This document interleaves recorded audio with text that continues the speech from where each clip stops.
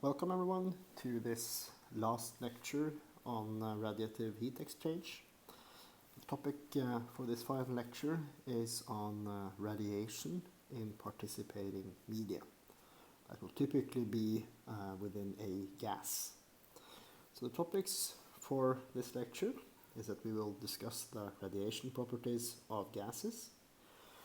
In particular, we will look into the emissivity and absorptivity of gases and introduce a concept which is called the average beam length, which allows us to simplify the calculations of radiation within a media.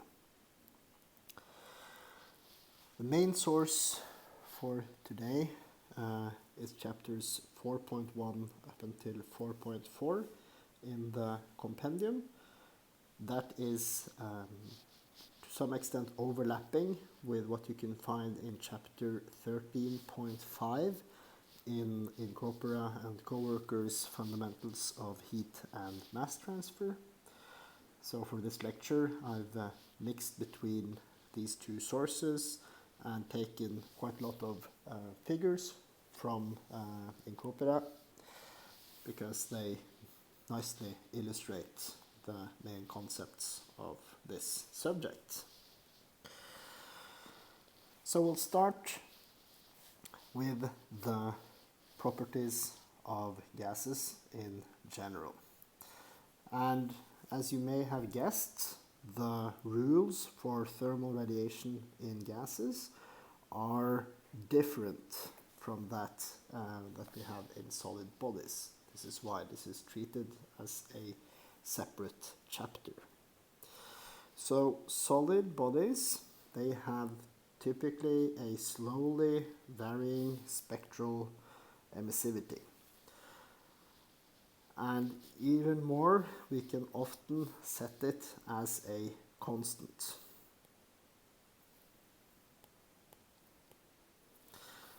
That is a gray body, which is characterized by the emissivity, or the spectral emissivity, being equal to the spectral absorptivity, and both of these are then a constant. This means that a solid body will have a continuous absorption and emission spectra. Gases, however, are limited to a narrow wavelength band. And this results in what we call band radiation, which we will see a picture of shortly.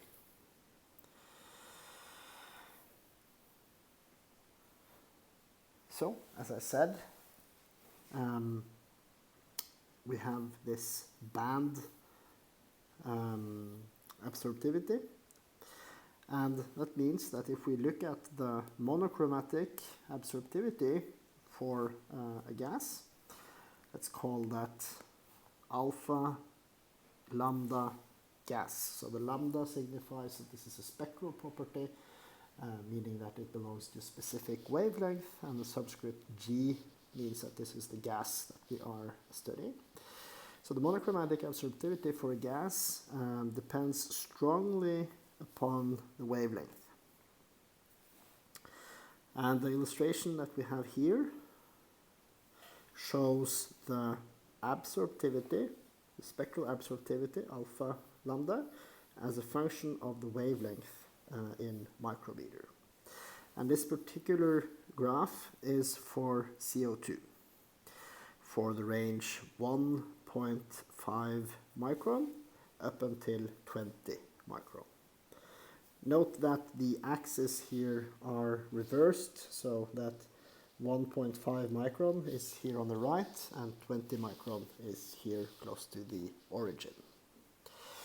What's interesting to note is that if you look at the band between 4.1 up until 4.5 micron, which is this region that we have here,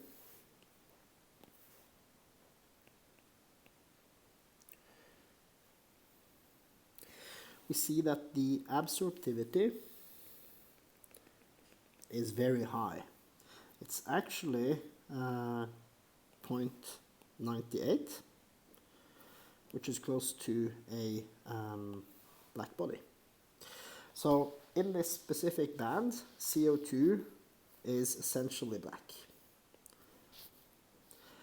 If we move to the next band, so this blue region here,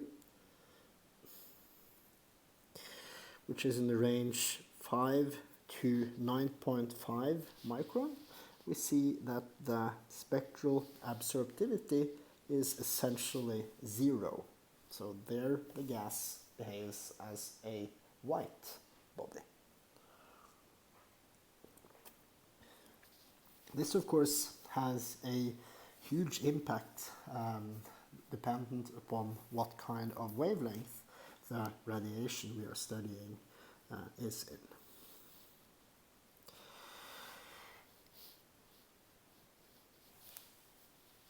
Kirchhoff's law, which related the monochromatic or spectral absorptivity to the spectral emissivity, is valid also for gases. Meaning that if we know the absorptivity, we can also estimate the emissivity for the same wavelength. That also allows us to determine the monochromatic flux density in the same way, so that the actual energy flux per wavelength is then the spectral emissivity multiplied with the radiative flux as though the gas was a black body. So this is completely analogous to what we did initially in this course when treating radiation. So the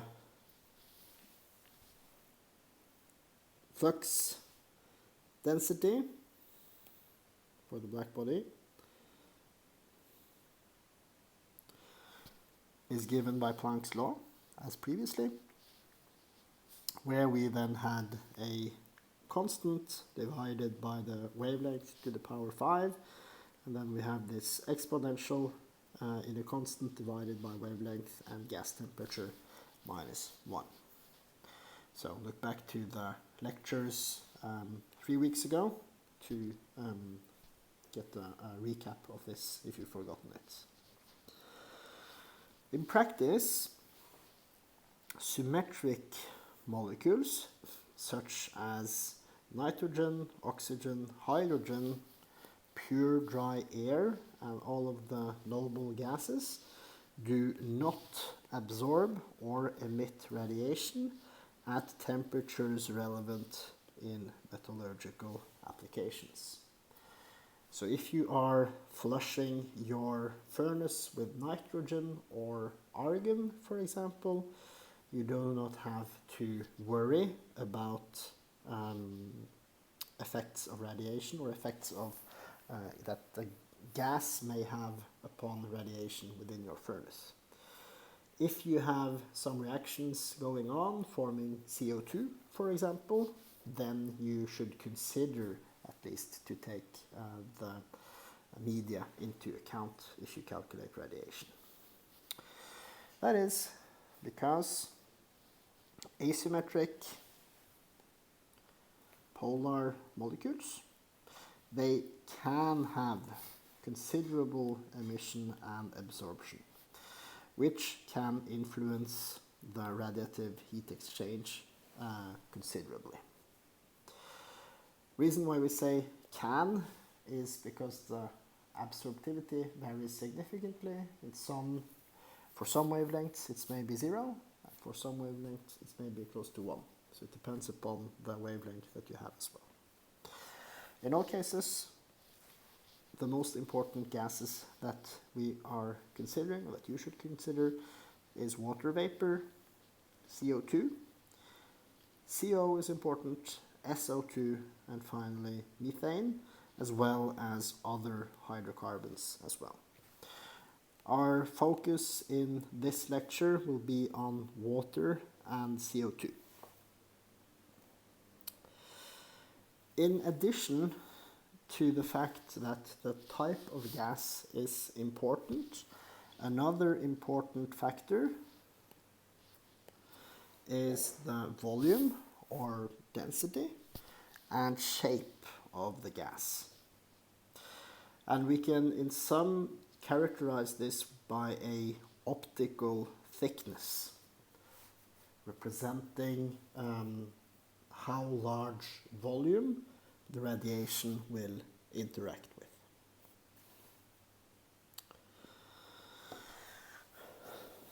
So our next topic, introducing this optical thickness, is volumetric absorption. So the spectral absorption in a gas, or actually also in a semi-transparent liquid or solid as well, is a function of the so-called absorption coefficient that we signify with the letter kappa with a subscript lambda to note that this is a spectral property that is still dependent upon the specific wavelength. And it has units 1 per meter. So the spectral absorption depends upon this coefficient in addition to the thickness of the medium, which we denote by L. Which is just, for example, if you have two parallel plates, as we have here, the thickness of your medium would then just be the space between them that we call L. This figure is from Incropera. It's figure 13.15. And in this figure, we show that if we consider a monochromatic beam that has a specified intensity, spectral intensity I lambda at x equals 0, this is here, and this is then the intensity of the radiation entering the system.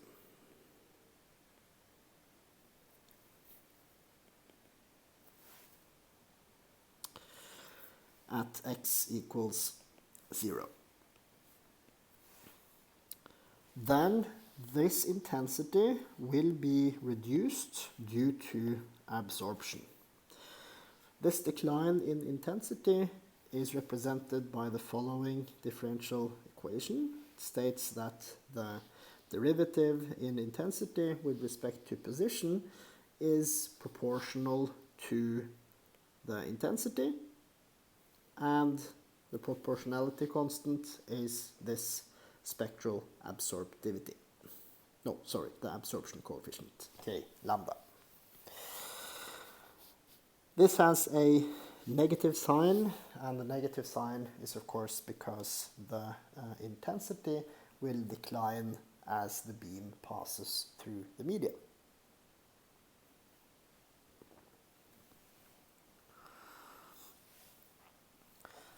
If we do the assumption that this absorptivity is constant, then we can integrate from 0 to L. And then we will integrate both sides of the equation from x equals 0 to x equals L, x equals 0 to x equals L. And we get the following ratio between the intensity at some position L, that may be the full thickness of the system, but may also be some part into the media if you want to do that. So it's the ratio of this intensity divided by your starting intensity, and that falls as an exponential, where the argument of the exponential is this absorption coefficient and the length that you are considering.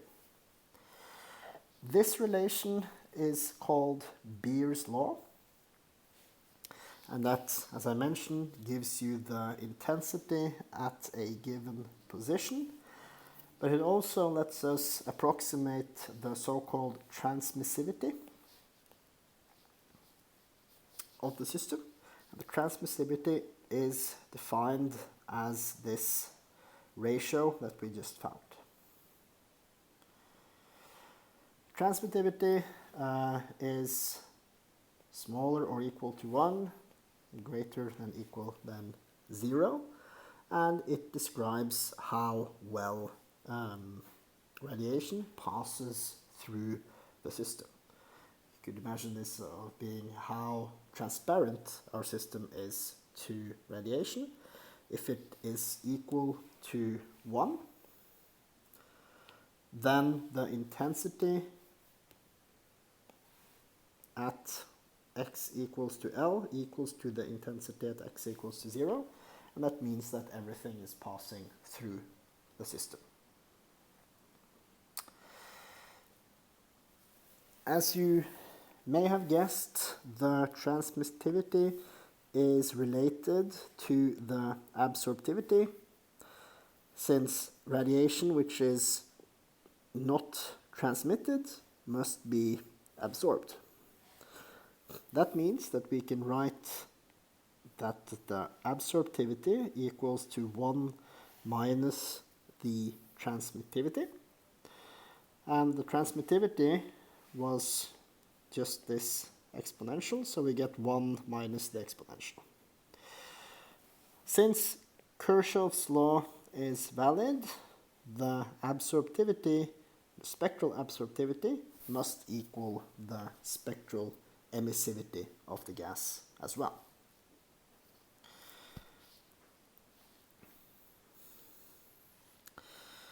So,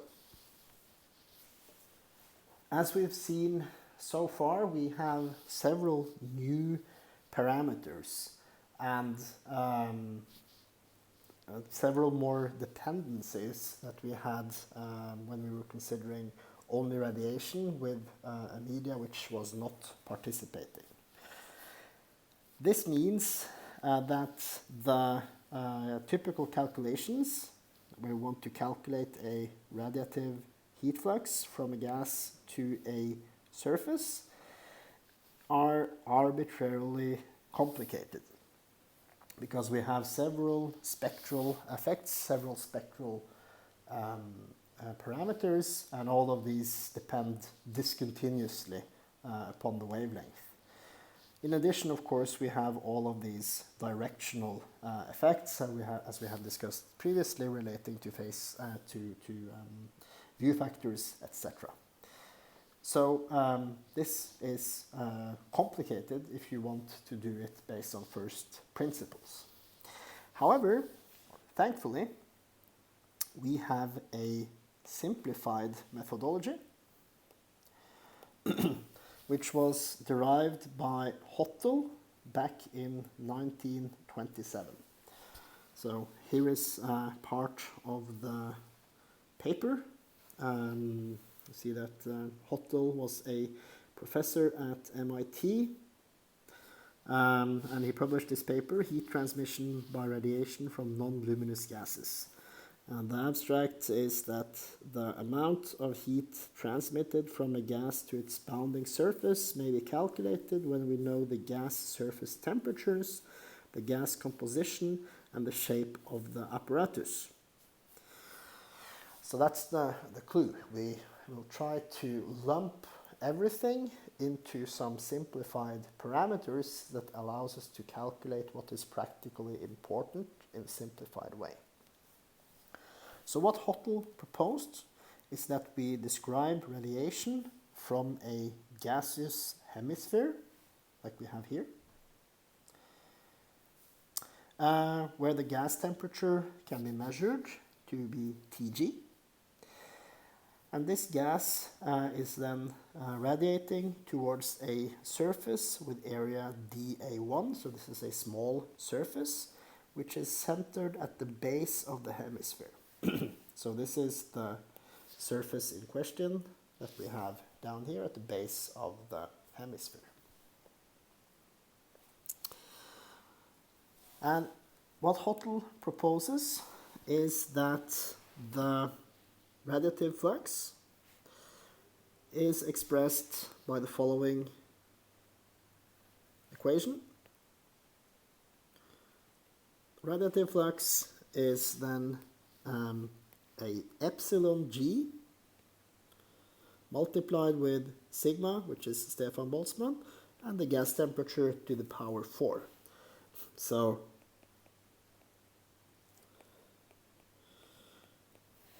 this is very similar to what we had for gray bodies, except that Eg is no longer a constant. And it's representative of the gas and no longer of the gray surface, of course. So what Hottel did in his pioneering paper was that he correlated the gas emissivity. So gas emissivity correlated to gas temperature, total gas pressure, the partial pressure of the radiating species, and the radius of the hemisphere, which is then the characteristic size of the system. So in the following pages, I will have some images that I've borrowed from Encropera, and these are in Encropera are reproduced from Hottel. And we will show these as a reference for how we determine this epsilon g. So in Encropera, we will find data for water vapor and CO2. So we'll start with the water vapor, which is then shown in figure 1316, which I have here, which is then taken from Encropera and coworkers. What we have here is then the emissivity of water as a function of gas temperature. We have emissivity for water vapor as a function of gas temperature, and the various isolines that we have in this plot, so this one for example, or this one, are for different values of the product PWL, which is the partial pressure of water vapor and the radius of the hemisphere. So as you see here, the lowermost curve is for a partial pressure of water multiplied with the radius of the hemisphere equal to 0.005 feet atmospheres. And this goes all the way up to 20. This particular figure is for a total pressure of 1 atmosphere. So that means that we have water vapor as a part of the system. Water vapor has its partial pressure, and the remaining species, which are non-radiating, have another pressure, and the sum is 1 atmosphere for this system. If you have a different total pressure,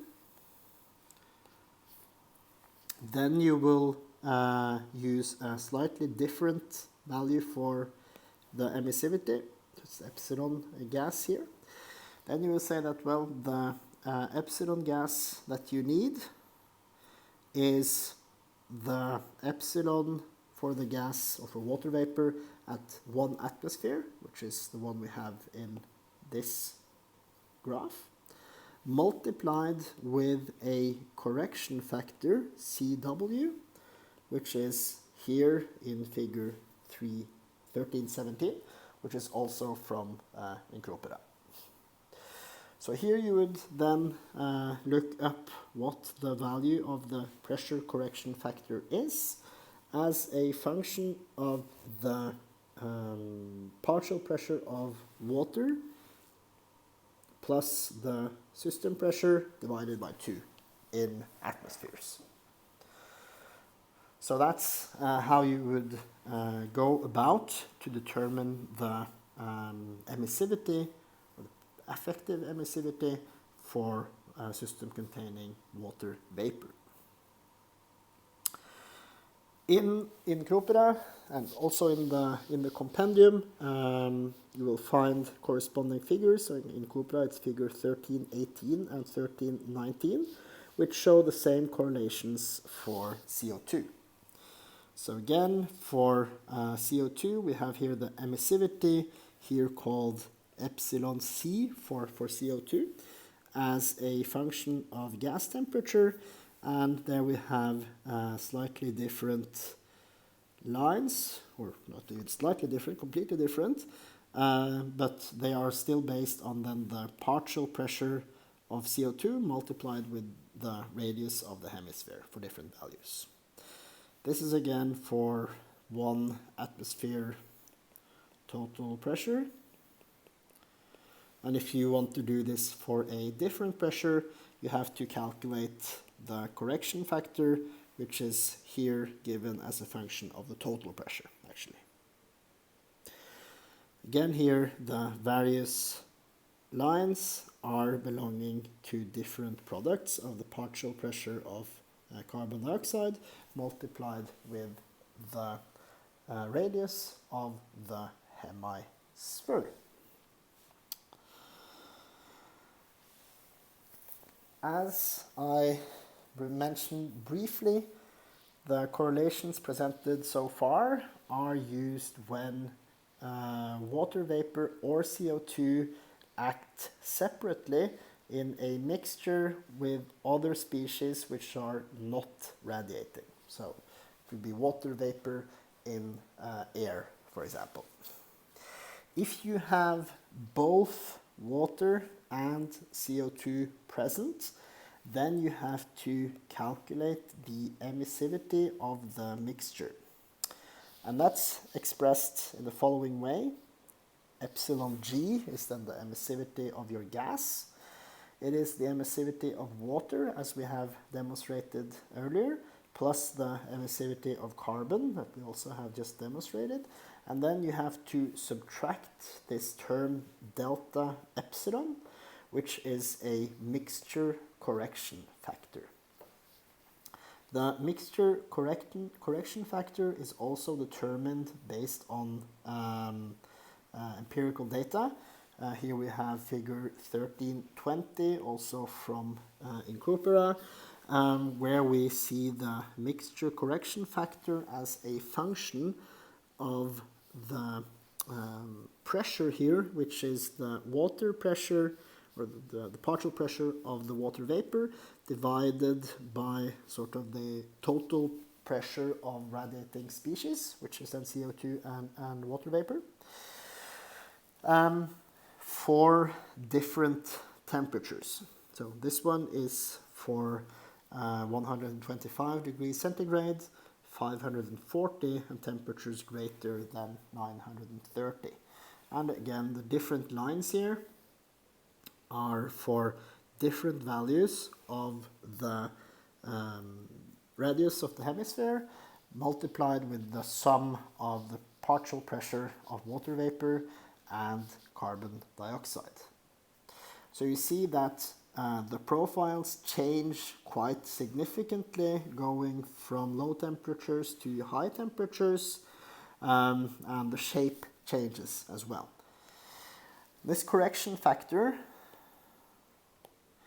accounts for the reduced emission due to mutual absorption and radiation between the species, which is why we have these strange sort of non-linear effects, because the different species will start radiating and emitting in different regions depending upon the temperature of the system. So everything that we've talked about so far is for a hemispherical body of gas with radius L, where we have a surface centered at the base of this hemispherical body. We are able to extend this to other geometries by introducing what is called the mean beam length, for which we use the symbol LE. And this is introduced in order to correlate the dependency of gas emissivity to the shape of the gas cavity with one single parameter. And what we do is that we replace L with LE, which is calculated based on a characteristic length. This is table 13.4 from Incorpora and co-workers, where we can, for instance, see what happens if we have a sphere that is radiating to its surface. Well, then the characteristic length is the diameter of the sphere, and this mean beam length is 0.65 times the diameter of the sphere. And then you would replace L in all of the diagrams that we've seen so far with LE, which is then slightly larger than the radius. So in this table we have a lot of different geometries. I think this one is the most applicable. You have an arbitrary shape of volume V, which is radiating to a surface of area A, and the characteristic length would be the ratio of these two numbers, and you find that you have to take 3.6 times V volume divided by the area.